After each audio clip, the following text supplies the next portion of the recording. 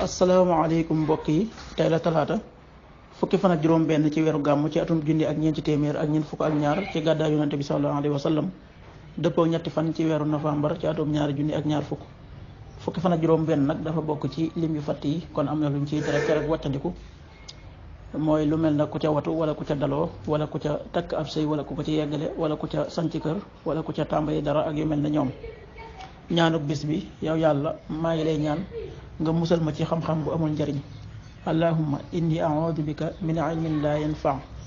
xadiisu bis bi yonente bi sallallahu alayhi wa sallam nee na noddukat yi ëllëg yawmal xiyaam ñooy gën a gudd ak doq.